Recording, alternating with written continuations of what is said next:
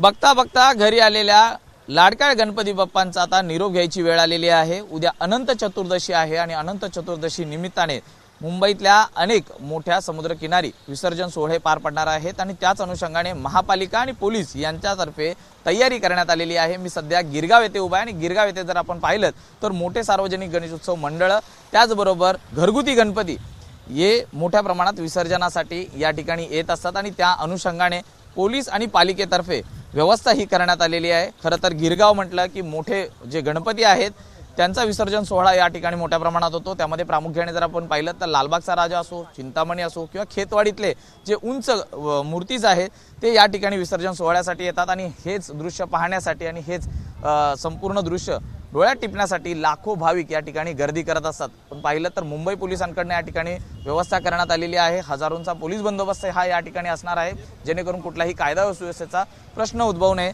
तर जे नियोजन आहे ते पालिकेकडून करण्यात आलेलं आहे। हलकी वाहने जड वाहने कुठून जाणार याचं देखील योग्य पद्धतीने नियोजन करण्यात आलेलं आहे। हा संपूर्ण जर पाहिला तर वाळूचा परिसर आहे, यामध्ये ट्रॉली रुतण्याचे प्रकार अनेकदा घडत असतात। त्या अनुषंगाने महापालिकेकडून या लोखंडी शीट्स या देखील टाकण्यात आलेल्या आहेत। एकूणच संपूर्ण व्यवस्था ही करण्यात आलेली आहे। त्याचबरोबर कुठलीही वाहतूक कोंडी होऊ नये या अनुषंगाने या मार्गावरील जी वाहतूक आहे ही खालून कोस्टल मार्गे ही पुढे वळवण्यात आल्याची माहिती मिळत आहे। जवळपास 4 ठिकाणी मोठे विसर्जन सोहळे होतात। या अनुषंगाने पोलीस आणि पालिकेकडून व्यवस्था करण्यात आलेली आहे। खरं तर आज संध्याकाळपासूनच हा संपूर्ण परिसरात मोठा पोलीस बंदोबस्त असणार आहे।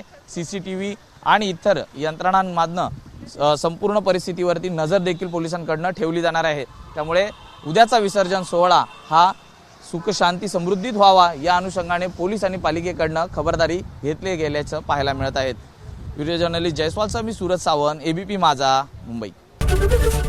एबीपी माझा, उघडा डोळे बघा नीट।